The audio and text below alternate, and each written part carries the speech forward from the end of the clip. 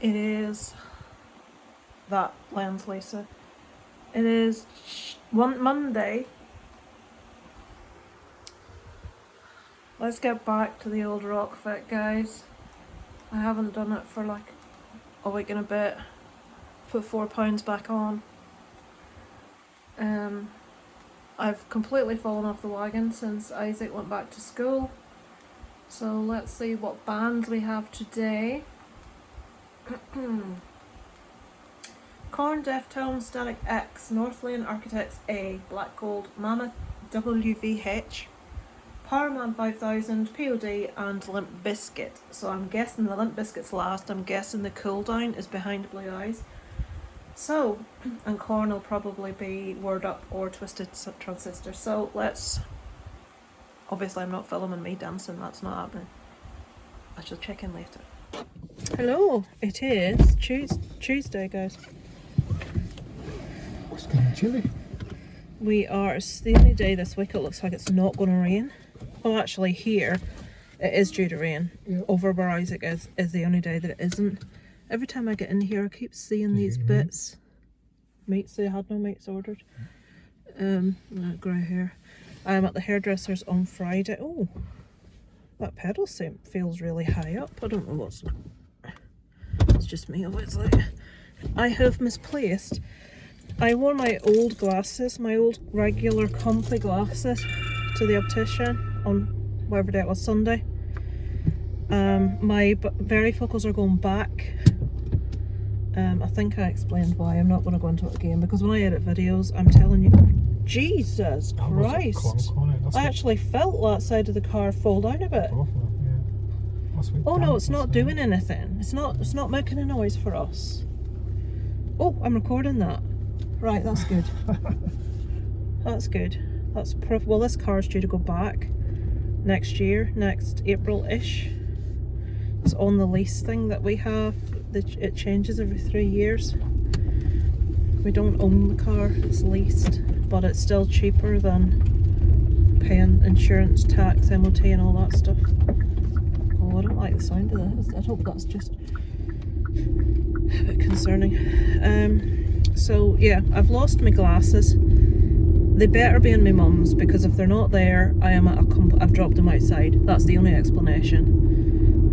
Because I was looking for the case to leave the new ones back in, and I can't find it, and my old ones are in it, and obviously when these new ones go back, I need something in the interim. I'm expecting them to try and argue with me, because I only picked these up on Sunday. It's now only Tuesday. And they did say it takes a while to get used to them, and while I would be willing to if I wore glasses all the time, then yes, I would agree with you.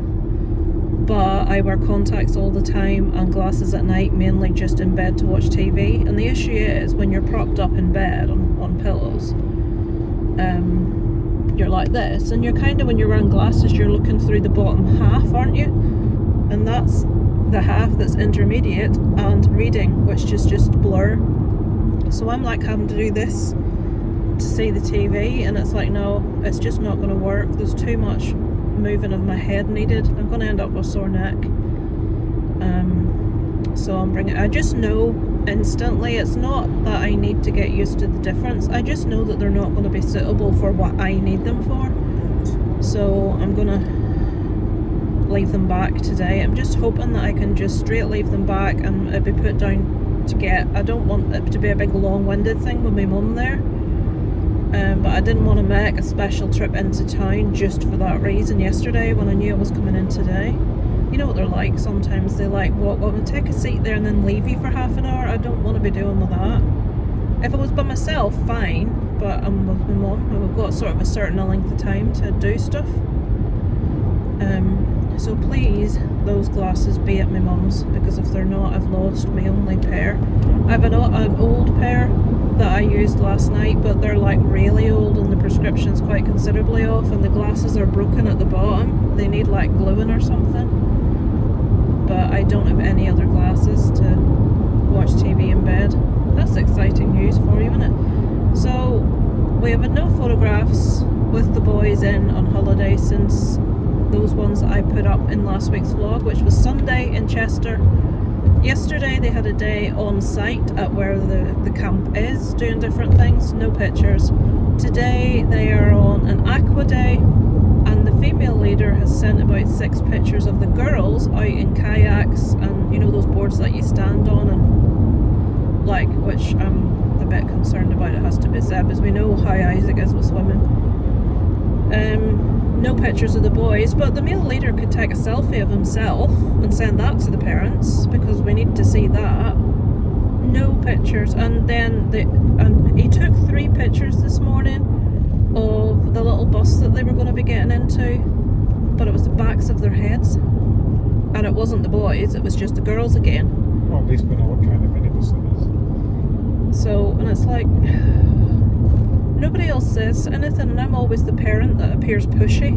You know, it's like, I just want to see a couple of pictures of my son. I like, 1, it sort of reassures me, and 2, you know, it's memories. They're doing all these awesome things, and there's no bloody photos of them I mean, how often is he going to be kayaking on Lake Windermere, and there's no photographs of them doing it? It's like, oh, for fuck's sake, you know what I mean? Is it unreasonable to expect that?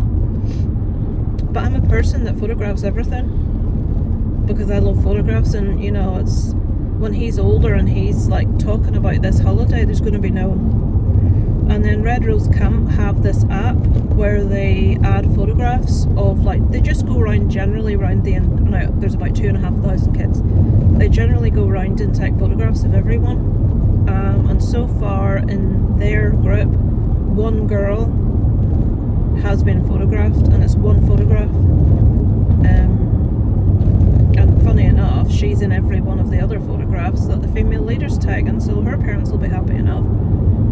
But there's none of the other boys have showed up in any of the photographs, so I'm really hoping we get some photos at some stage. And then there's certain kids that I'm recognising now because they're in so many photos, and certain leaders that are in every photo, and it's like, come on, like, go a bit further afield, go into different camps, photograph different kids. Don't give us 15 photographs of the same child and then none of our entire group.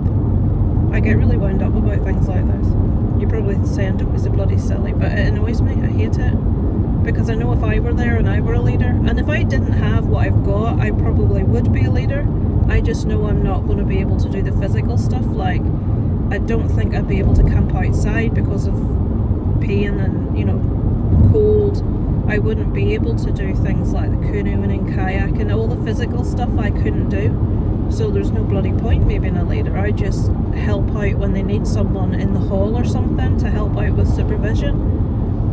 But yeah, that's about all that's happening at the minute. Or Cinema, who didn't get Maxine at all. I thought they were maybe going to get it late. Nope, never had it. Also are not getting Trap. It's like, what has the Cinema got against? They've got Harold and the flipping Purple Crayon.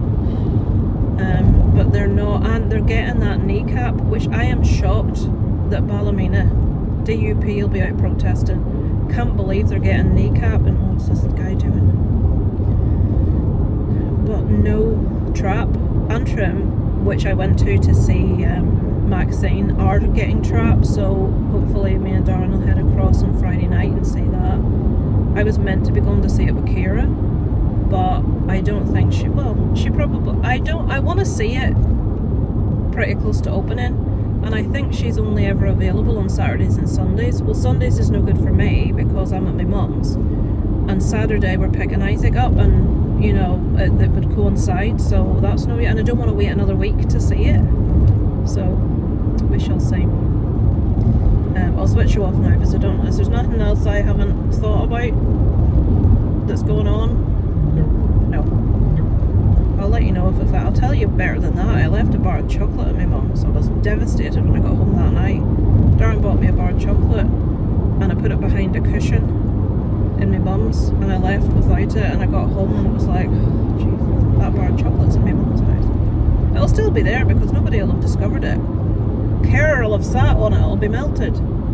Kara would have nicked it. No, Cleary would have nicked it. Nah, nobody's going to take someone's bar of chocolate. Somebody will probably sit on it though. So yeah, I'll switch you off. I'll switch you on later, probably on the way home. to let you know how I got on with the opticians. I bet I have to make an appointment to come in to talk to the optician, but I'll let you know anyway. Hello, a little update on today, nothing exciting. Darren went in and the receptionist was really shirty about me not being there to change these glasses. They've got my prescription. I was in on Tuesday to have my eye test. The glasses came in, I think on Friday. I collected them on Sunday and they went back today. And all they needed to do was cancel that order, and because it's within the 30 days that I was told I was allowed, and just get the normal lenses. And she's like, oh no, she needs to be here. And you know what Darren's like, well, why does she need to be here? And another receptionist was walking past, says, she needs to be here to do this change, doesn't she? And the mum went, no, just cancel the order and put through the normal lens. Like, fucking hell. So because I'm still due a contact lens test, they have to check the health of your eyes and all that every year to make sure that they're okay to wear lenses. So I have that on Thursday, so 2 days, Thursday afternoon. My glasses won't be back by then, I know that, so we'll just have to wait till they come back. I found my old glasses, they were at my mum's, I couldn't find them anywhere. My mum really isn't in very good form at the minute at all, my dad's not in the best form either, so that's great. They're squabbling again a lot. It's that carer burnout situation, and my mum doesn't realise how, I'm not meaning this to sound nasty, how hard work she is. She doesn't realise. She expects everything to be done instantly, and she has my dad up and down, up and down, up and down, and she's like, well, I can't help that, I can't remember things. And it's like, well, nobody's saying you can remember and nobody's having a go. What I'm trying to say is he's tired and he's cranky because he's doing a lot. My dad's doing more than he should be, because at my mum's, well, like my mum's stage of disability now, I don't know the last time I updated you, so she can't stand, she can't obviously walk. It's now got to a stage where she can't really like drink properly herself. I've tried all different types of beakers and mugs. I've got this new one that's got like a long tube coming out of it that are for people that are laid up in bed so that they can get the drink up. But she's struggling with no matter what you give her, because like her posture, I can't show you because I'd be out of shot, but her head's like this constantly and her whole body is like bent on one side. And it's like it's stuck there, it's not going to come back. She can't, like, other than maybe a biscuit or like not too soft a bun, she can kind of feed herself, but she makes a complete, it's like a young baby that's just, you know, the mess everywhere. So she needs like adult aprons and stuff. She's got a thing called a steady, which she transfers to the bathroom on, but it's not safe. She has my dad take her to the bathroom multiple times a day when the carers aren't there. She has me do it, and it half killed me. My back's killing me tonight because when I got there my dad was in bed. I had to take her to the bathroom, and then she can't lift herself off the steady for me, you know, like the bit where you have to pull up the trousers and stuff after she's been to the toilet. She can't lift herself so I can do that, so you're having to try and lift and pull at the same time, and it's nearly impossible because she's like falling to one side and she can't support her weight, and really she should be using a hoist. The carers manage the steady because there's two of them and they've got one each side, one to hold, one to pull, and my mum's light, but it takes so long to use the hoist. The carers don't really like to use it, and my mum hates it because it's really uncomfortable because she's so thin. And it's just a real struggle, and my dad's really, really struggling and is getting really short-tempered. And she doesn't understand how difficult it is. She just doesn't want to hear it. I think when you've got an illness like that, it makes you very, very insular. You just think about yourself and your own needs rather than anyone else. I think she's a bit annoyed that my dad's, I don't know if I mentioned, my dad's going on holiday for a week to Spain. He's booked it. I made him. His dad died, my granddad died, you probably remember, a couple of months ago, and all of the kids got about £3,000, not me, him and his siblings. So I'm like, right, you know, he gave my mum some, and he gave Isaac 100 quid, and he gave us some, which I'm going to buy a mattress and a cooker with. Forgot what I was saying. I think she's a bit resentful that he's able to get away and she isn't, and she's like, well, why can nobody look into somewhere that I can go on holiday? And I said, because you couldn't fly, because it's too tiring and too long. I said, you would need at least one carer there with you, along with my dad, but they probably wouldn't cover it for insurance because you need 2 carers. You need to pay for that. You need to pay for the holiday. And she doesn't understand, and she thinks people are just being horrible, and it's difficult. What do you do?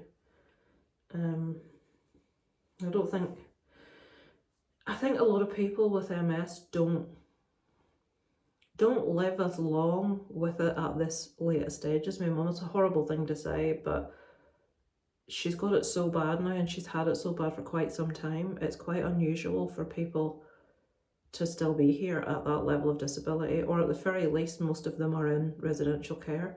But I've told my mum, when she started going on about my dad today, I've said, I'm not getting involved again.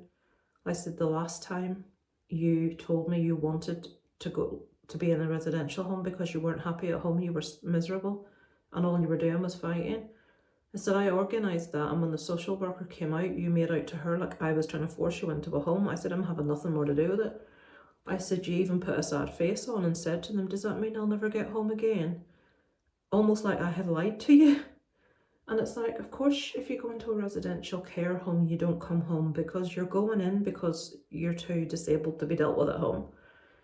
She's so naive, she doesn't get any of that. She just doesn't understand normal life at all, and then if you try and explain to her, she thinks you're being horrible. It's like, I think my dad's told her a pork pie. She said, oh, the nurses told your dad that he's not to be coming up when I'm in respite. I don't think they've said that, but he shouldn't be going up. I've told him that. I said the whole point of respite is for you to flip and rest. But he said that they said not to come up, which I don't think was said. And I says, I said, you know, even if he was to take the maximum respite that he's allowed, which is 3 weeks, you know, he could have 3 separate weeks in the year, which I think he should be doing. I said, is it 52 weeks or 56 weeks in the year? Whatever it is, 52 weeks in the year. I says, out of that, is 3 weeks a lot to ask when he's there doing that job the other 49 weeks? I'm not saying that. But it's like, I've said, right, anything that happens with regards to your care, with regards to going in anywhere, I said, is between you and my dad. I says, I'm having nothing to do with it, because you put me in a real situation last time. And I said, then when I got you on the list for a care home that you wanted, that specialised in MS, but she didn't want to go somewhere that had loads of patients with dementia, because they're screaming and shouting all the time and she couldn't get to sleep, when she was in that home for 1 day. I got her on the waiting list and her name came up, and when it came out, I don't want to go in anymore. It's like, fucking hell. So what do? You know, you just have to sit there and watch your dad struggling and your parents fighting. And if I was to try and intervene, it would be put across that I was trying to force that. But my brain says, if anything happens to my dad before my mum, not only will she go completely mental, there's no one else to step in apart from me, because, you know, people say, oh, well, you can't do it. And it's like, well, yeah, I know I'm not physically, because today my back, now I can barely get up and down off a chair. It's so painful because I had to lift her. And she's like going, because I have to lift her quite quickly, because I can't hold her full body weight just on my own and pull her trousers up and transfer her, and I have to do it really fast. And she doesn't like that, because she wants it done gently, which you can't do on your own. And I've pulled my back. I've really hurt my back. I can't do that. And it's a constant worry, and it sounds an awful thing to be worrying about, but, you know, people say, well, you won't have to do it. And my mum says, you won't have to. And I says, right, well, what happens if anything happens to my dad? Am I just going to leave you in the house on your own? I says, someone will have to come in. And once that happens, people are going to say, right, well, you're there. You know, and then she puts the guilt trip on. And it's like, Oh, sometimes you wish you had other people's problems, and I know there are people that have problems much, much, much worse than mine, obviously, but it'd be nice to be able to have like a little bit of support and, you know, myself, rather than always have to be giving it to everyone else, you know what I mean? Anyway, I didn't come on here to even talk about that. I don't know why I'm talking about that. It's on my mind, that's why, because my mum started complaining again today. Some pictures came through eventually from the scouts kayaking. Isaac is in 2 of them, but he's so far away. I can tell it's him, but anybody else looking at it wouldn't know it's him. But I can tell it's him. And I'm like, oh, thank God, a picture. I've looked through the whole Red Rose app for photographs constantly, and the only ones in it are of the girls. None of any of the boys. All these things they're doing and nothing's getting captured on camera. It's like, what are you doing? Can somebody take pictures of these lads close up with their faces so we can see it's them, you know what I mean? But I think I'm taking a sore throat. What else was I going to tell you? Yeah, and I'm looking at these pictures and I'm like, all these kids are in shorts, on kayaks or wetsuits. Isaac is wearing his trousers. I think there's joggers. Right, I went out and bought a flipping wetsuit. I bought 2 wetsuits because the first one didn't arrive, because the eBay seller forgot to post it. I bought a wetsuit. He's not wearing it. I packed a pair of shorts and 2 pairs of swimming shorts. He's not wearing them. I think he's out in a kayak in normal, like a black band t-shirt and black joggers, whereas everyone else is dressed appropriately. And it's going to look like I'm a gypsy that sent him with nothing and he's got a bag full of stuff. It's infuriating. If you don't say to Isaac, right Isaac, you're going out in the water today, go and put your wetsuit on, he won't. It won't occur to him. Even when he was stood waiting on the coach, I've seen a picture of the back of their heads, not his head, someone else's in his group. One of the other lads has stood with a wetsuit on. It's like, did you not see that? Did it not occur to you? Obviously I can't say any of this to him because he's not here. But it's like, oh, do you give me strength? He just has no common sense, that child. And Darren bought 27 fucking CDs today. He went to the charity shop and they've got a whole new load of like metal CDs in. He says he's bought them for Isaac. 27 flipping CDs. There's like Disturbed, Iron Maiden, Pixies. Then there's really heavy ones that I don't even know, they're like death metal. I'm like, oh Christ, don't get him into that shite. But I mean, we're running out of room in the house for all this stuff, and now he's starting Isaac collecting stuff like he does, and it's like, I'm going to have to move out in the fucking end. There's going to be no room for me in the fucking house. Between the 2 of their t-shirts, LPs, CDs and DVDs, I'm going to have to fucking dig myself a hole in the floor or something to fit in it. Honest to God. Right, I'm going to go to bed. It is Tuesday night, by the way. Tomorrow, I think we'll go up to Antrim because there's a couple of things I want to get in the garden centre. And then I have my optician's contact lens appointment on Thursday. I wanted to go to see Trap, the new Shyamalan film, on Friday night, but my cinema's not showing it. They are showing that controversial film, Kneecap, and coincidentally, there is a protest planned for Friday night in the IMC cinema car park, apparently about this refugee situation. You know the way people are rioting all over the bloody country? Well, there's one planned for our hometown on Friday night in the cinema car park. Now, nobody's going to tell me that that's anything to do with refugees.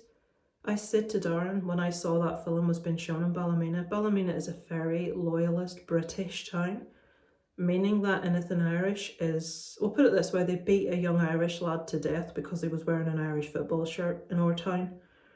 If you're Irish and you're Catholic, you keep your mouth shut about it.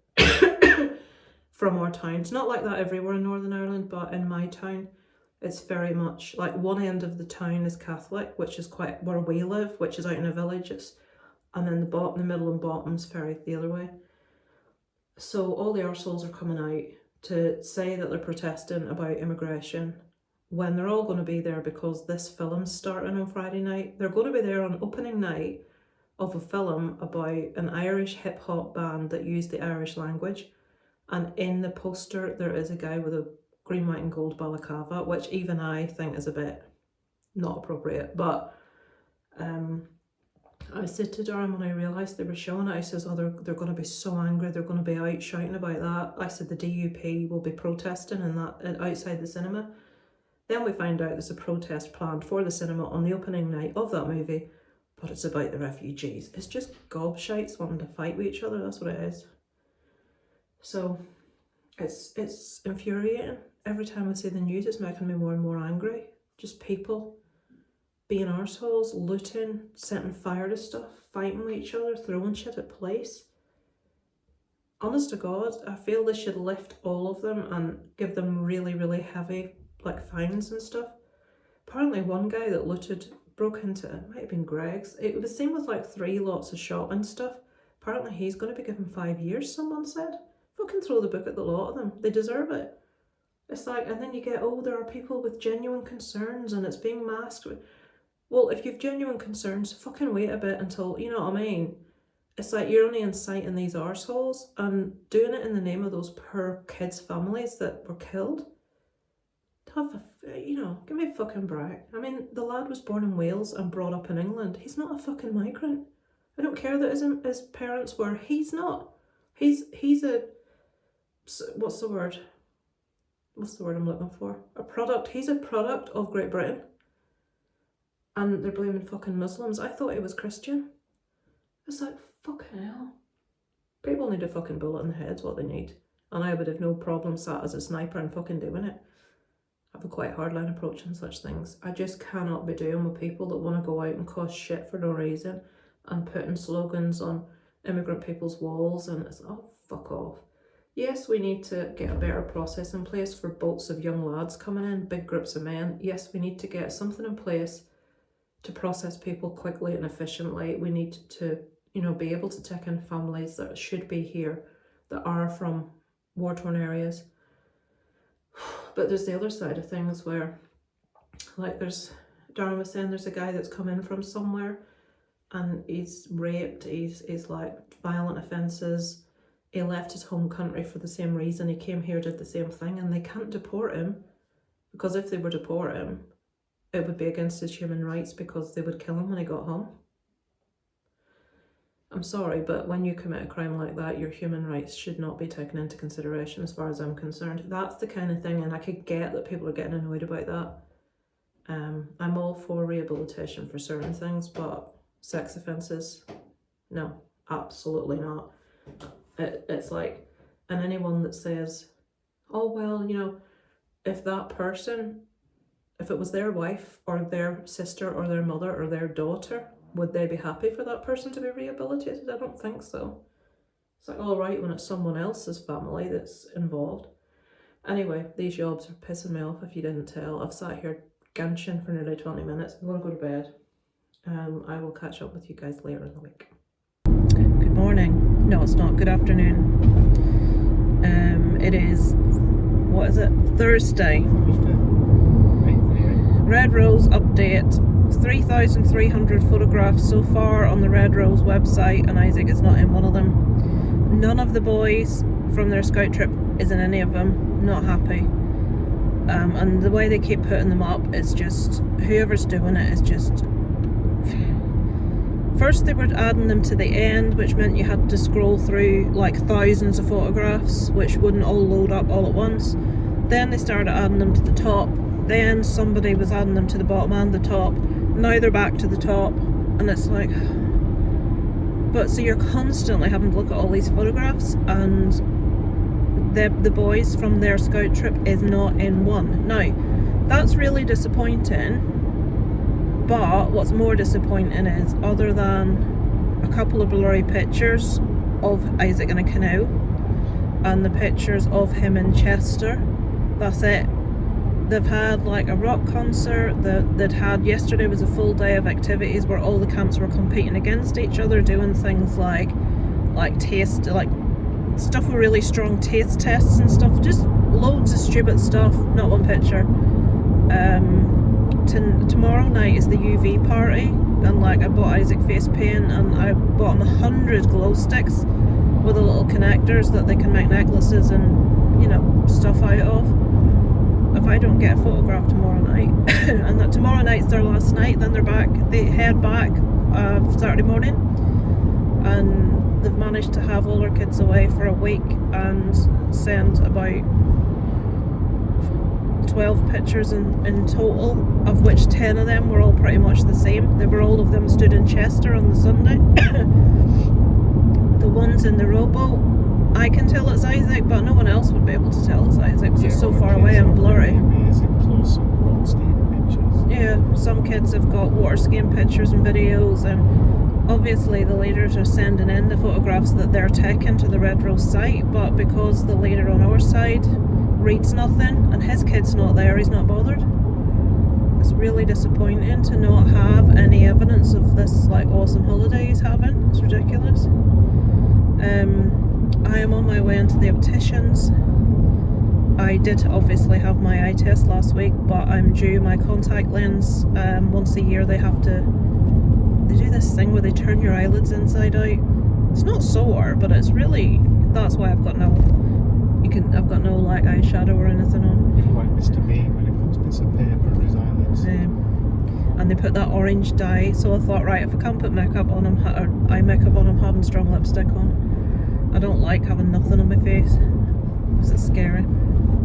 And I don't like having my hair back, but I'm washing my hair today and it really badly needs a wash. But I couldn't wash it because if I wash my hair more than once a week, my scalp gets really irritated.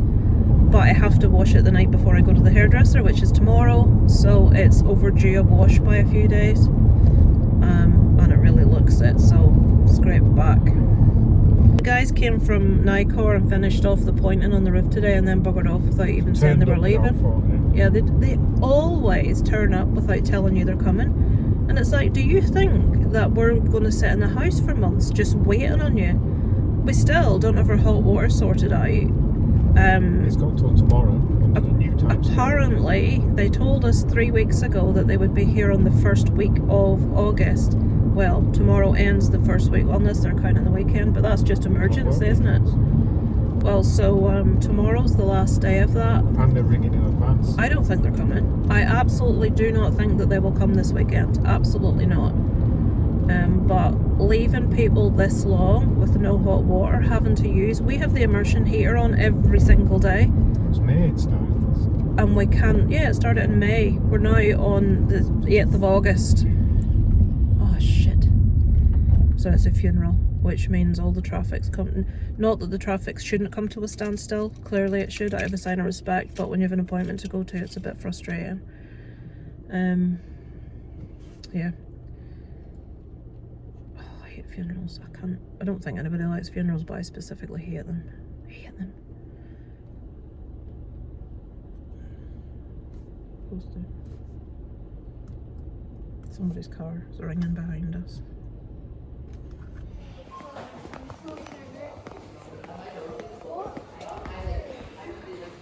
I got lipstick on my face now. I shouldn't be. I had lipstick here. How that happened is anybody's guess. I'm eating a tiny Mars bar.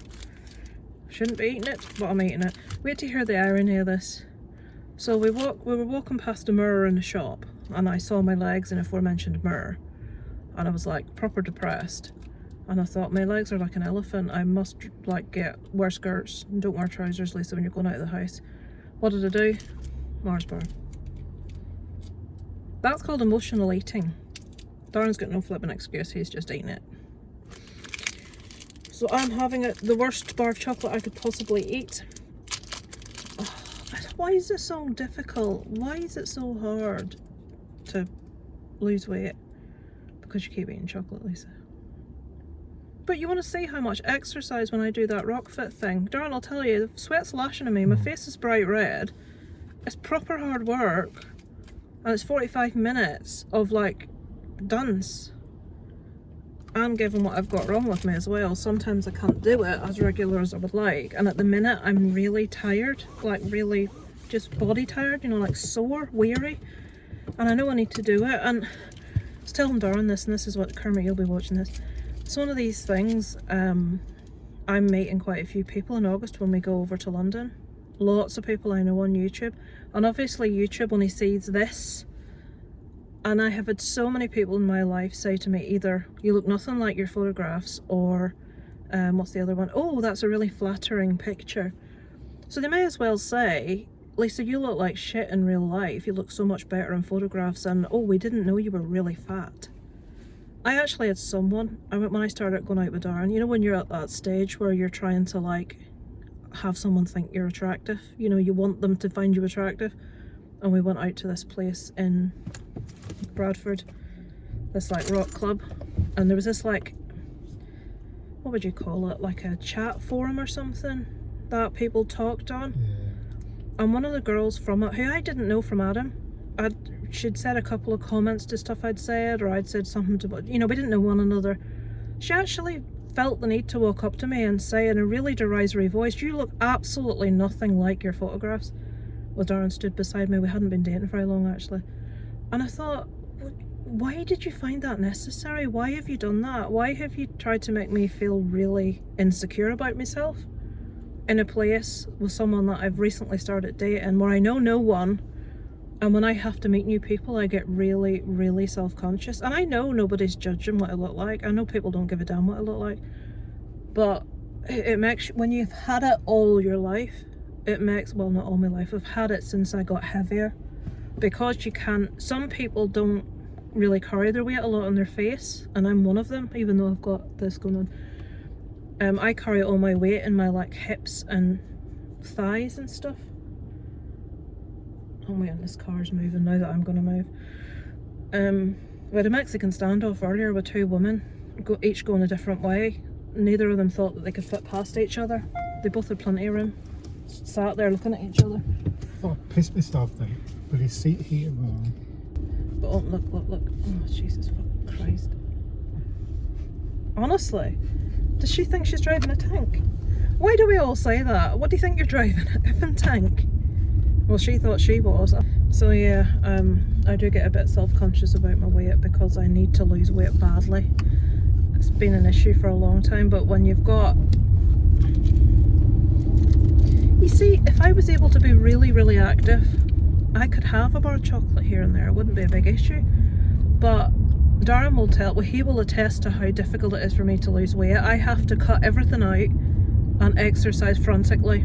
I've lost quite a bit of weight twice in my life. Once was when we got married. I think I lost between 2 and 3 stone. Actually 3 times. Once was when I was pregnant with Isaac and had hyperemesis, and I lost 3 stone because I was vomiting constantly and couldn't keep anything down. And that was over a 6-month period. So I'm sorry, but 6 months constant vomiting, 3 stone is not a lot to lose in that time. And then like tea, you go to Tesco? Oh, I don't know. My Darren's going to talk about tea and let me eat more stuff. He's a feeder, that man is.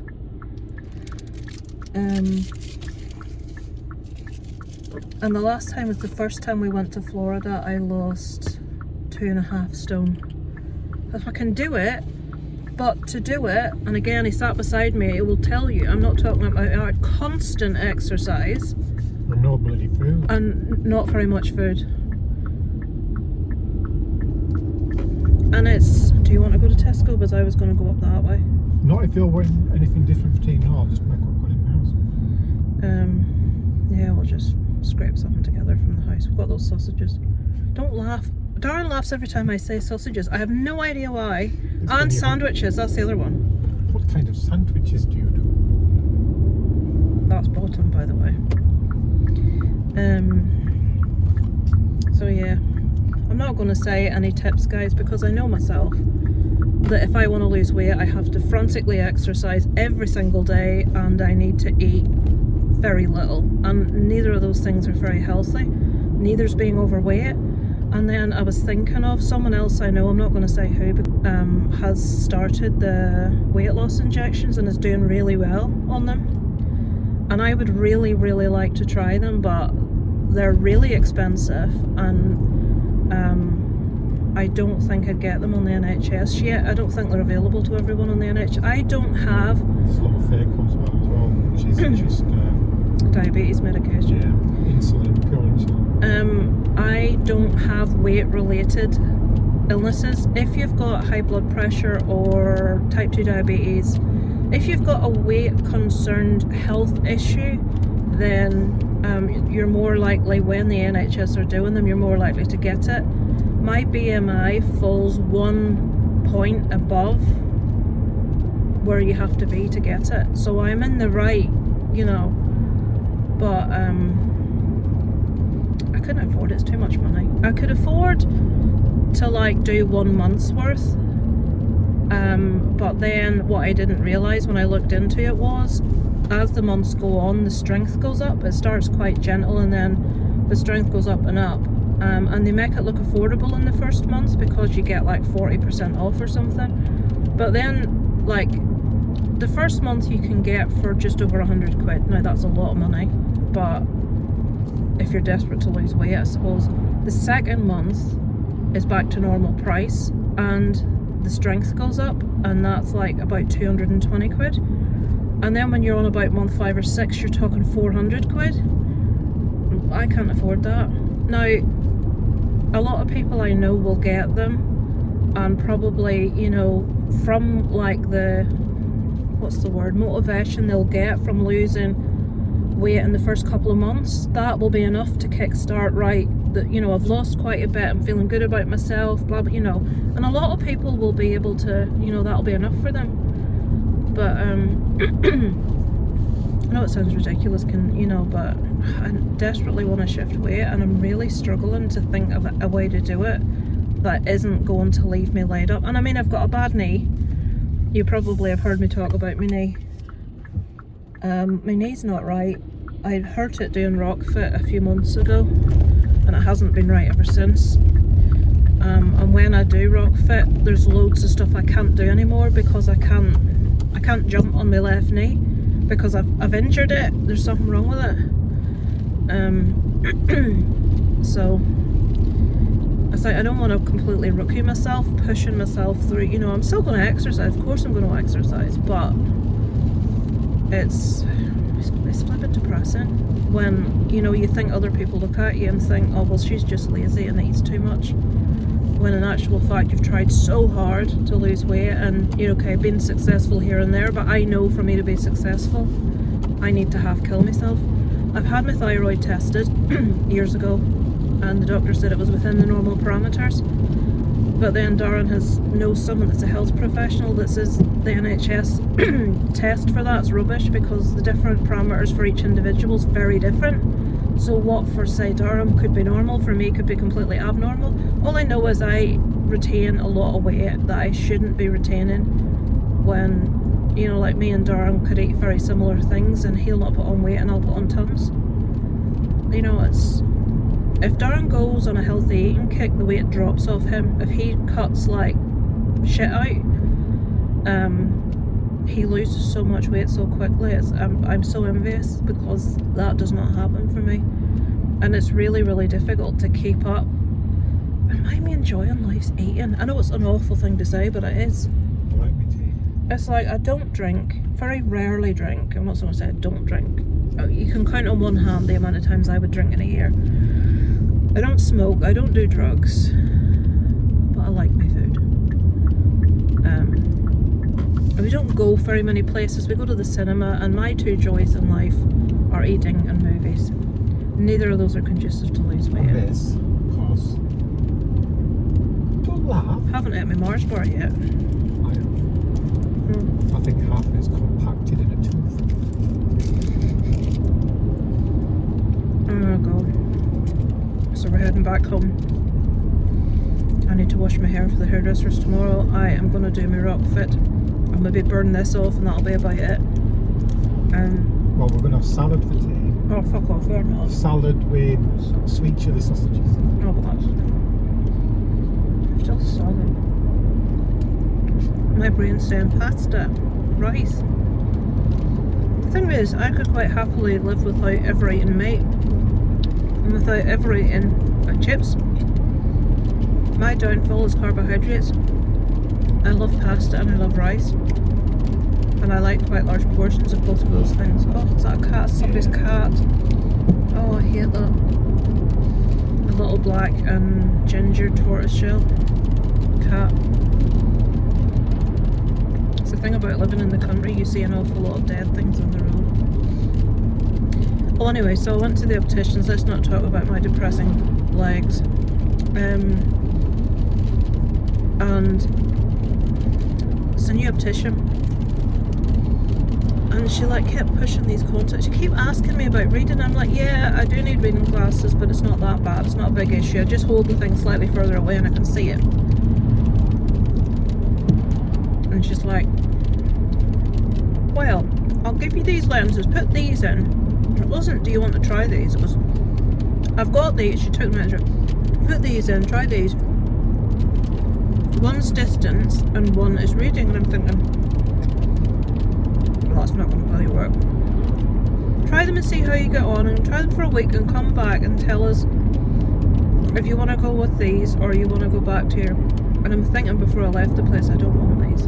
But if after the palaver, the varifocals that I didn't want, I didn't really want to say immediately, I don't want these. I should have done. I went out and walked around in the Tower Centre for literally 3 minutes and I thought, no. Went back and said I don't want these.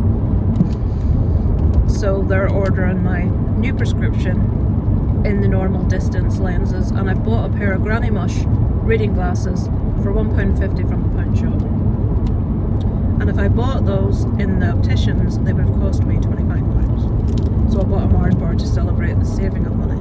Yeah, it's still 20 quid.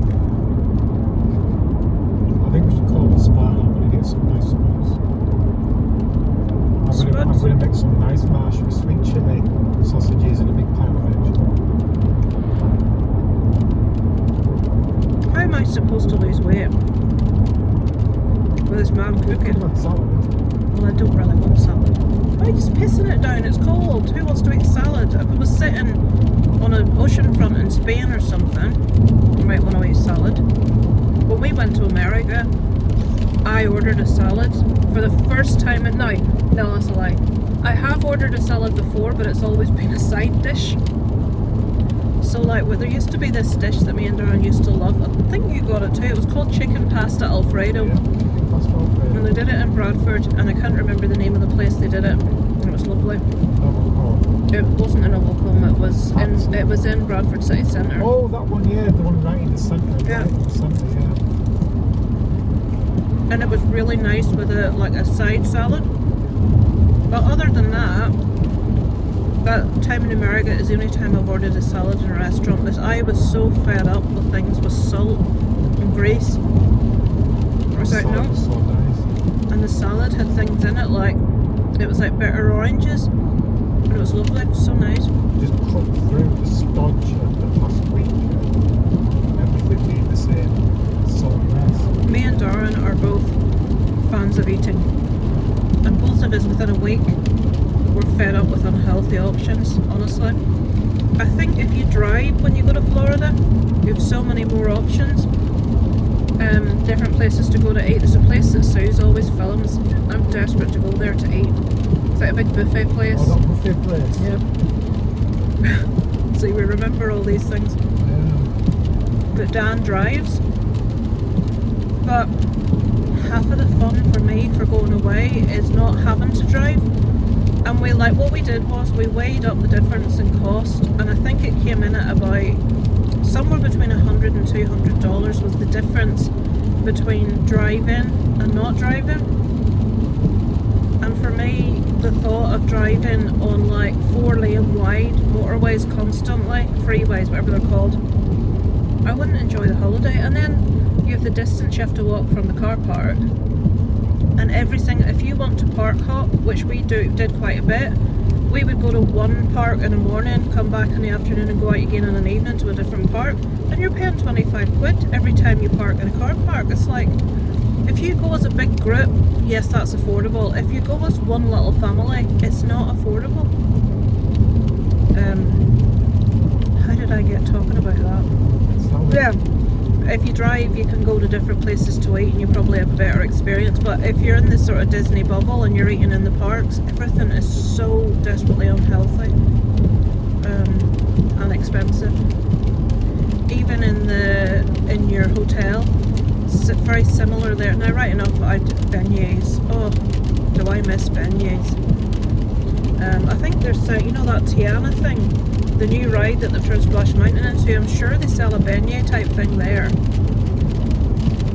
So I would say the hotel we stayed in, when we go back, Jesus Christ. Darren's ever the, we're opposites in one respect. Darren's ever the optimist and I'm ever the pessimist. I like to think I'm a realist. It's so expensive. It takes us 4 years of constant saving with no major expenses to get enough money together to go to Florida, and that's with my mum handing us $1,000 each time we've gone. So my mum's pretty much given us most of our spending money. But £1,000 is a lot of money, but when you have to go 2 weeks and feed 3 people, it doesn't go that far. And Ubers everywhere. But given that Isaac's in high school and there's going to be like scout trips that come up every year that I want him to be able to, because this has been a really good, oh, I hope it's not like this for him. It's really comfy. You know, it's a really good experience for him. I want him to go on these holidays. There's a lot of expense with school uniform now that he's in high school. I mean, even school bags. Last year he went through 3 school bags. That's £120 on school bags. That's how much it costs. They have to have a laptop, PE kit. Oh gee, yeah, there's just a lot of expense now that we didn't have a couple of years ago when he was in primary school. The school bag has to protect the laptop. Yeah, the school bag has to have a special padded compartment to protect the laptop, which they must have on them at all times. Thankfully, he's had 2 years done and he hasn't broken his laptop, which I'm very shocked at. But the expense of both the scouting thing and school knocks off a considerable amount of saving that we can do. On here. Is it this one? In right? Oh, fucking no. They've changed this so you have to go on a specific one now for in and out. Now you see, you tell Isaac off for removing his seatbelt before he's parked. Yeah, but if I bang my own face, it's oh, that's the groomers. I should have parked over one. I could have seen the dogs. Right, anything else from other than that? No, come like that.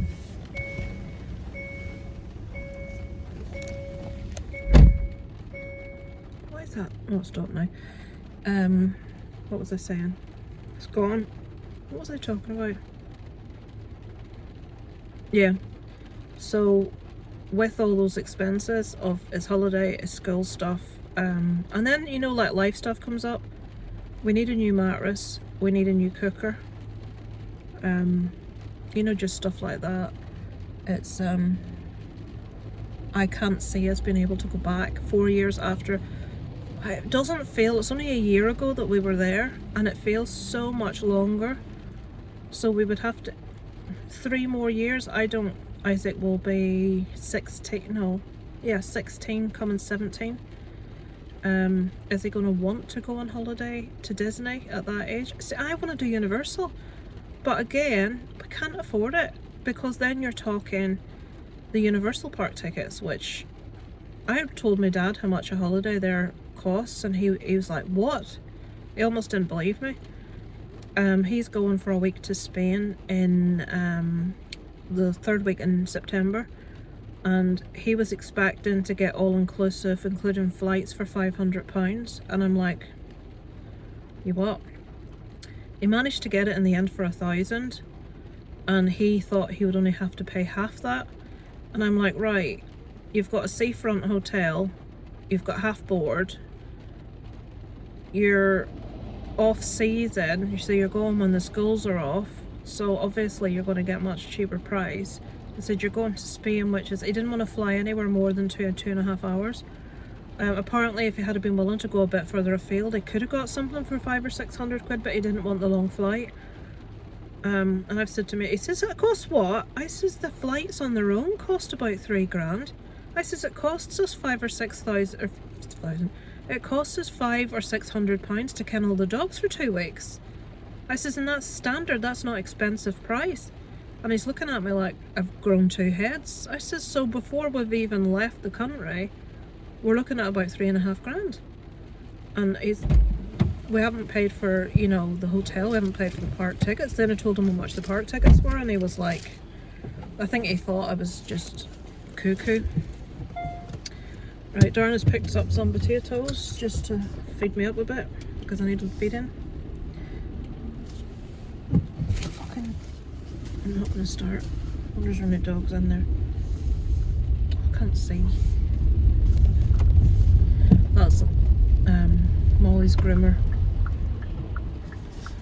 Right, I'll switch you off in a sec. I'm going to get pulled out. I can't see. Is that really full weight on it? I can't see how far away it is because of the rain on the window. You'll be alright. It's quite a way off. Right, it's a miserable day. It's really wet. It's really horrible. I'm going to go in. I'm going to do my rock fit. I'm going to wash my hair, and then I'm going to sit on my arse. And eat sweet chili sausages and mashed and veggie rice bunch. Tomorrow I'm at the hairdresser's, thank Christ, to get my roots done. I've had to spray my roots with that stuff because they're so grey. But you'll see them all tomorrow, as usual. I'll do my before and after. So I shall check in with you guys